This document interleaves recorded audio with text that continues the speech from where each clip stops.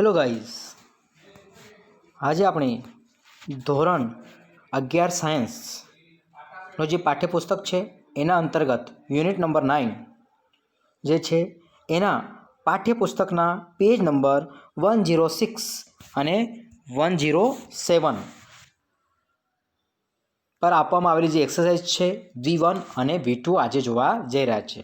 વિદ્યાર્થી મિત્રો, આ એક્સરસાઇઝ આપણા માટે ખૂબ જ મહત્ત્વની છે, કારણ કે આપના પ્રશ્નપત્ર જે પૂછવામાં આવે છે એ પ્રશ્નપત્રમાં એક પ્રશ્ન 3 માસ માટે પૂછવામાં આવે છે અને એ પ્રશ્ન એવો હોય છે કે find out the nearest meaning. આ પ્રકારે મિનિંગ પૂછવામાં આવતો હોય છે. તે 3 માસનો પૂછવામાં આવે છે અને એ કોન્ટેક્સને જો આપણે ધ્યાનમાં લઈએ તો this exercise is related with that kind of question. That's why it is essential for us to learn this exercise properly. હવે તમને અહીં જોવા મળે છે કે V1 નામની એક્સરસાઇઝમાં સૂચના એવી લખવામાં આવે છે, match the words of column A with their meaning in column B. કે કોલમ બીમાં કે કોલમ A અને કોલમ B બે કોલમ આપવામાં આવેલા છે.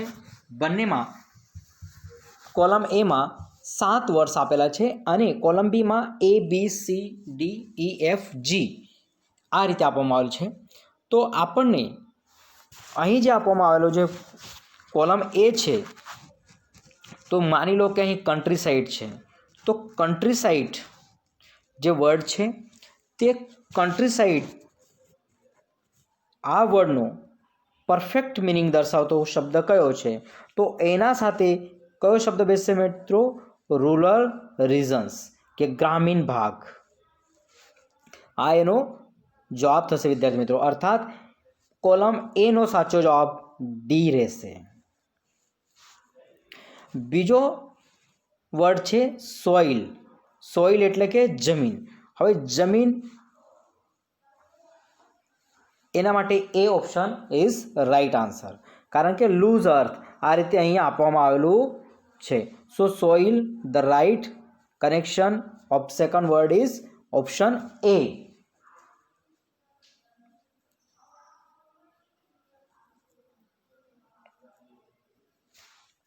જ્યારે ત્રીજો છે પેચ.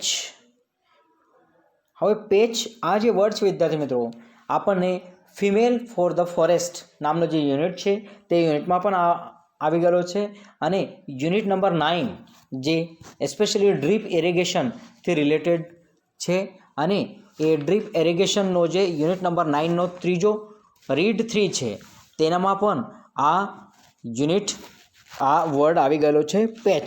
પેચનો અર્થ સામાન્યપણે વિદ્યાર્થી મિત્રો તમે જોશો તો એનો જે સાચો જવાબ છે તો સ્મોલ એરિયા આવશે.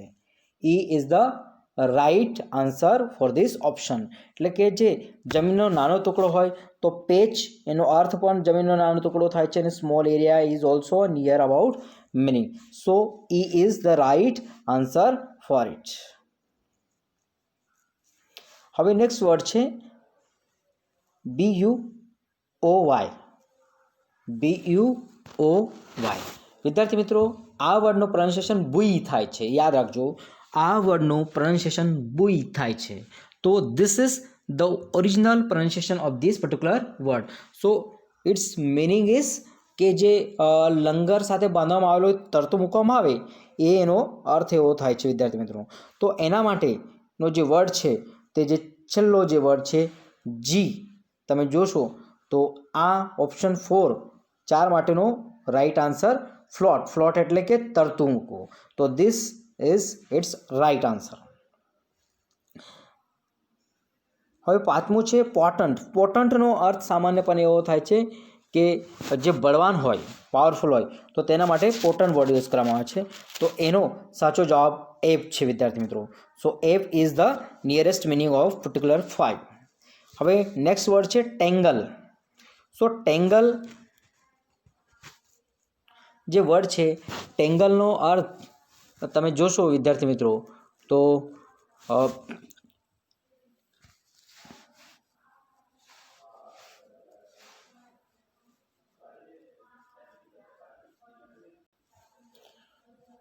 એનો અર્થ જે છે વિદ્યાર્થી મિત્રો એ એકબીજા સાથે વીંટવું એવો એનો અર્થ થાય છે.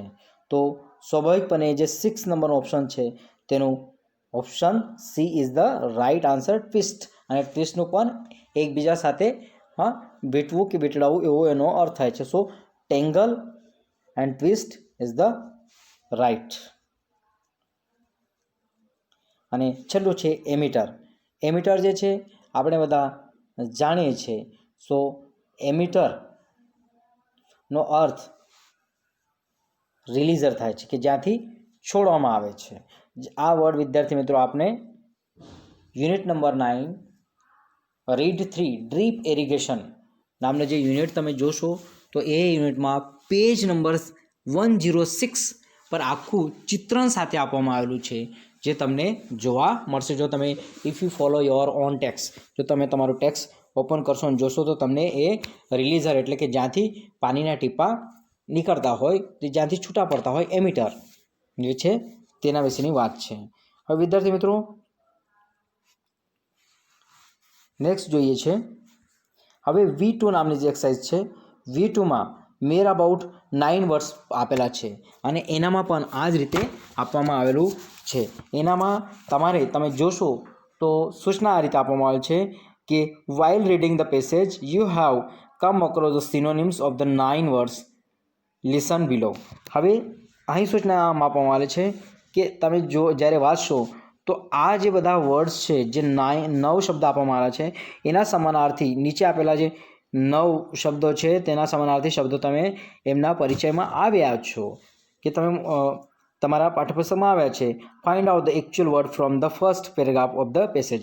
અને તમને જે પેરેગ્રાફ આપવામાં આવેલું છે તેનામાંથી એક્ચ્યુઅલ વર્ડ કયો હોઈ શકે તે આપણને શોધવાનો છે.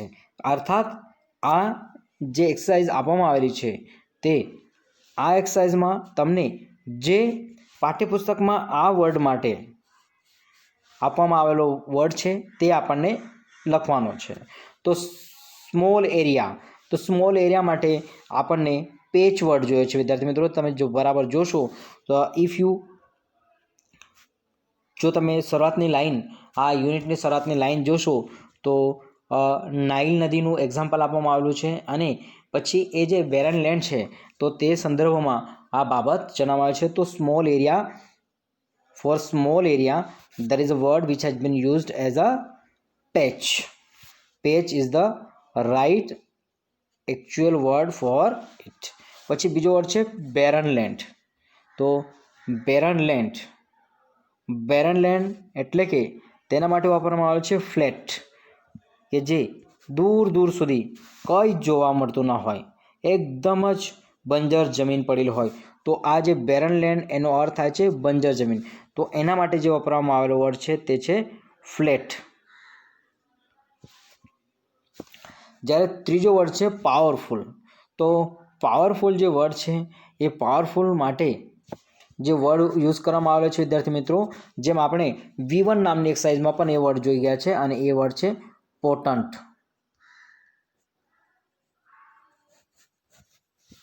તો this is actual word used here in the text. આ પોટન્ટ એટલે કે પાવરફુલ, જે બળવાન, આ વર્ડ પાઠ્યપુસ્તકમાં તમને એકચ્યુઅલ વર્ડ આ પાવરફુલ વર્ડ માટે વાપરવામાં આવેલો શબ્દ એ છે.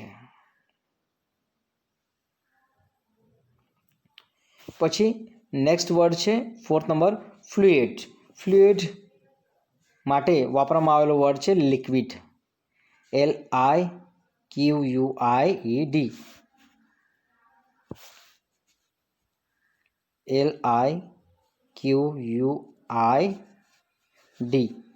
liquid. Liquid is a word which has been used here for fluid. આ ફ્લુઇડ માટે આ વર્ડ ઉપયોગ કરવામાં આવેલો છે, લિક્વિડ. પછી પાંચમો વર્ડ છે વિદ્યાર્થી મિત્રો ડેલ. ડેલ જે વર્ડ છે એના માટેનો જે વર્ડ છે તે છે વેલી. એટલે કે પહાડો વચ્ચે જે બે પહાડો હોય અને એના વચ્ચે જે ખીણ બને છે તો તેના માટે વાપરવામાં આવતો વર્ડ છે વેલી. અને આ વેલી આ વેલી આ શબ્દ યુઝ કરવામાં આવેલો છે અને એનો અર્થ પહાડો વચ્ચેની ખીણ થાય છે. તો del and valley both are the synonyms for this particular word. પછી છે ફ્રૂટફુલ. ફ્રૂટફુલ આપણે જાણીએ છીએ ફ્રૂટફુલ એટલે કે ફળદાયી. તો એના માટે જે વાપરવામાં આવેલો વર્ડ છે ફર્ટાઇલ, એટલે કે જે ફળદ્રુપ હોય, ફર્ટાઇલ.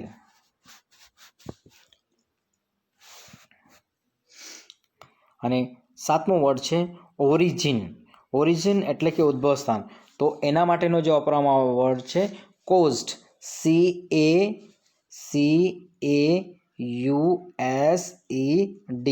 આ વર્ડ ઓરિજિન માટે વાપરવામાં આવેલો વર્ડ છે વિદ્યાર્થી મિત્રો, જે તમારે યાદ રાખવાનો રહેશે. અને પછી 8મો વર્ડ છે જનરેટેડ. જનરેટેડનો સોરી વિદ્યાર્થી મિત્રો, ઓરિજિન માટે સોર્સ વર્ડ છે, sorry for that, source word use કરવામાં આવેલો છે.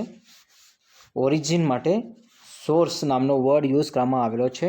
એન્ડ જનરેટેડ માટે કોઝ્ડ નામનો વર્ડ યુઝ કરવામાં આવ્યો છે, જે 8 નંબર પર CAUSED, કોઝ્ડ. આ 8 નંબર માટે કે જે જનરેટેડ વર્ડ છે એના માટે વાપરવામાં આવેલો વર્ડ છે. અને ઓરિજિન માટે સોર્સ નામનો વર્ડ યુઝ કરવામાં આવેલો છે. અને છેલ્લો છે a specialist on the earth crust, કે જે જમીન જે છે એ જમીનનો અભ્યાસ કરવાવાળો વ્યક્તિ, તેને શું કામ આવે છે? તો એના માટે વર્ડ યુઝ કરવામાં આવે છે વિદ્યાર્થી મિત્રો જીઓલોજિસ્ટ. GEOLOGIST,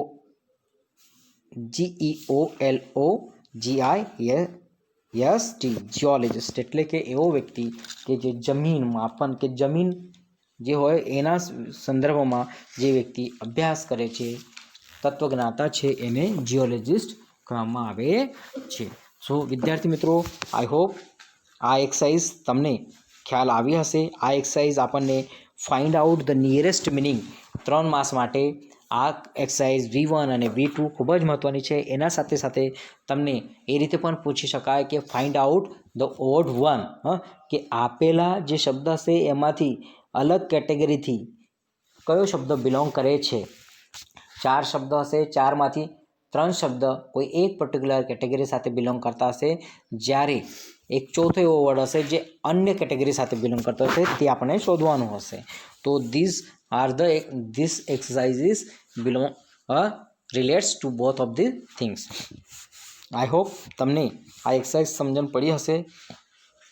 જો નહીં સમજાય તો તમે મને ફોન પણ કરી શકો છો અથવા તો કમેન્ટ બોક્સમાં પણ કમેન્ટ કરી શકો છો. Till then thank you.